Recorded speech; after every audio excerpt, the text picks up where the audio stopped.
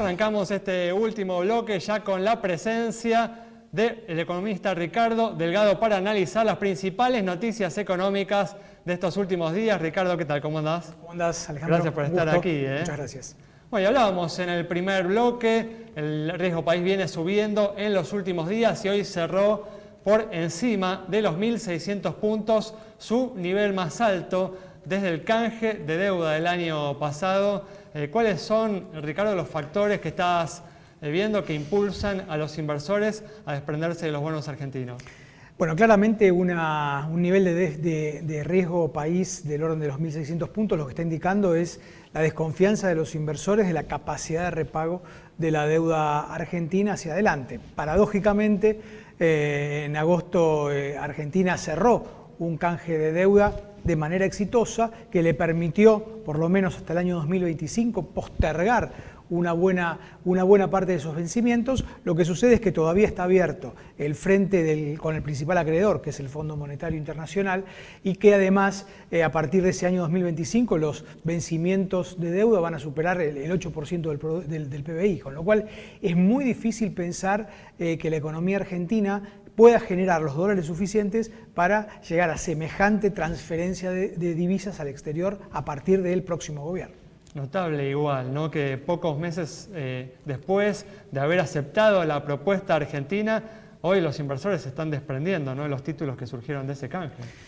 Sí, forma parte también, me parece, de una desconfianza global al gobierno. Me parece que hay una mirada externa hacia la Argentina de mucha desconfianza, que de alguna manera lo que hace es profundizar ese nivel de riesgo que está en los mismos niveles previos al canje de agosto. Entonces, me parece que ahí el gobierno tiene que hacer un trabajo centralmente en materia de política económica, luchando contra los problemas que la economía argentina todavía sigue teniendo, a pesar de este veranito cambiario que estamos viviendo en estos últimos meses. Eso te iba a decir, ¿no? Este malestar de los inversores no se ha trasladado al mercado cambiario, donde el Banco Central continúa sumando reservas y el dólar se mantiene estable en sus distintas variantes, ¿no? Sí, yo creo que el gobierno a partir de diciembre ha de alguna manera coordinado mejor su accionar, básicamente el Ministerio de Economía y el Banco Central están coordinando mejor sus políticas, que era algo que se necesitaba en particular en un complejísimo 2020. Ese es un buen dato.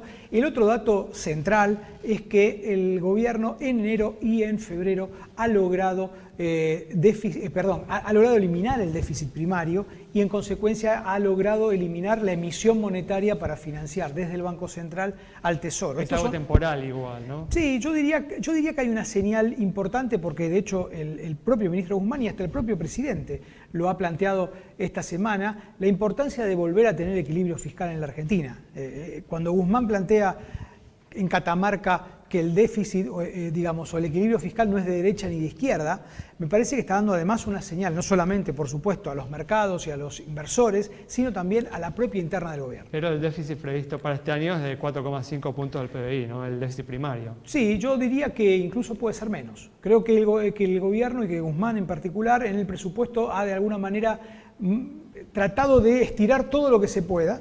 Yo creo que hay, siguiendo esta dinámica de actividad por un lado y de gasto por el otro, actividad, recaudación y gasto por el otro, es posible tener un déficit que ronde el 3,5% del PBI, que es perfectamente financiable en el mercado local y por supuesto sigue generando hacia adelante dificultades y problemas, pero que uno supone que cuando se incorpore esto dentro de un programa con el fondo va a tener, los que toman los decisores económicos, los que toman decisiones todos los días, esa hoja de ruta que todavía sigue faltando. ¿Hasta cuándo crees que puede durar este veranito? ¿Tiene fecha de vencimiento? ¿Y cómo crees que va a seguir la inflación jugando dentro de todo este ecosistema? Yo creo que estamos entrando en marzo y abril en los meses más complejos en materia de demanda de dinero en pesos. Son los meses en donde cae más estacionalmente la demanda de pesos y eso es un dato a tener en cuenta. Ya empezó marzo, todavía esto no lo estamos percibiendo, pero hay que tener en cuenta que en los últimos 15 años ese es el patrón estacional de la demanda de pesos en la Argentina. Ese es un dato.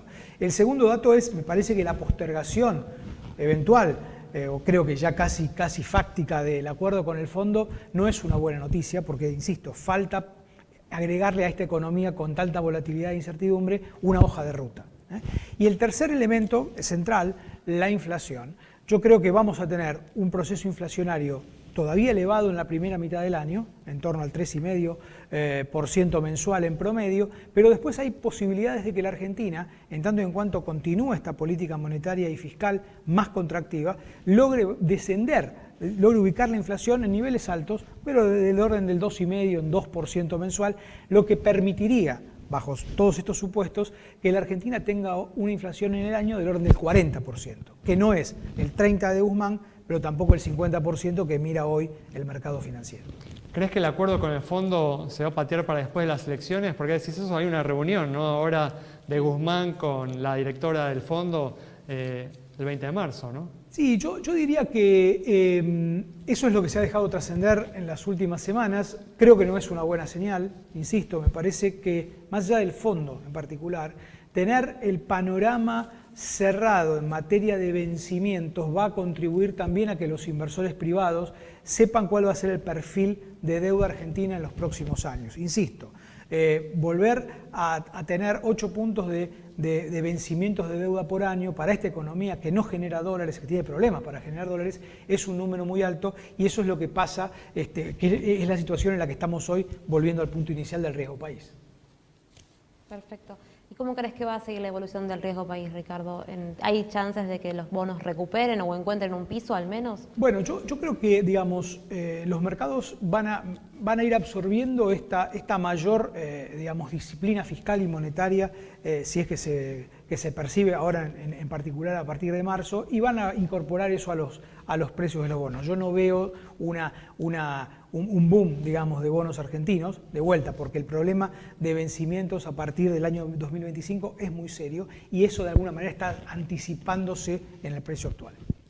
¿Qué magnitud, Ricardo, ves para el rebote, ¿no?, de la economía argentina de este 2021? Esta semana se conoció, por ejemplo, el pronóstico de la OCDE del 4,6%. Al mismo tiempo, el presidente de la Cámara de Diputados, Sergio Massa, habla de un crecimiento del 7% para este año, ¿no? Una diferencia importante entre ambos pronósticos, ¿no? Bueno, a ver, de movida, de arranque ya tenemos 6 puntos de crecimiento por el arrastre estadístico del año pasado. Esto es así, o sea, comparativamente con los meses... O sea, el pronóstico de la OCDE se queda corto. Totalmente, salvo que tengas una debacle, o sea, si lo de la OCDE lo que está haciendo, lo que implica o implícitamente está diciendo que en el año va a haber otra recesión en la economía argentina, cosa que nosotros no vemos. Ahora, vamos a tener más de 6 puntos, ¿cuánto más? Podés tener 7, podés tener incluso algo más, depende, insisto, de la consistencia del programa económico, como lo quiere llamar el ministro, que es básicamente mayor disciplina fiscal y monetaria en estos primeros meses en donde, insisto, la demanda de pesos empieza a caer entre marzo y mayo. ¿Y es consistente el proyecto para modificar el impuesto a las ganancias con esta mayor disciplina fiscal y monetaria?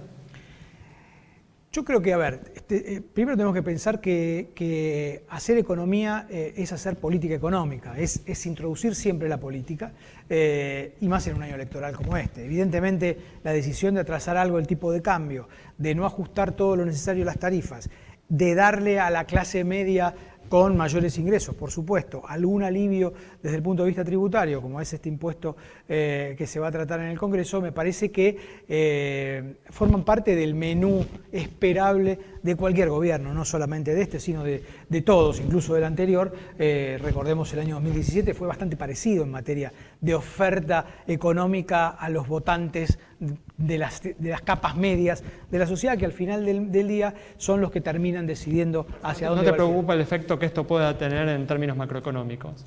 No me preocupa, creo que, a ver, según se estiman, alrededor de 40.000 millones de pesos, es un número manejable, financiable, insisto, con la recuperación de la actividad económica, y al final del día no creo que tenga un impacto macroeconómico significativo.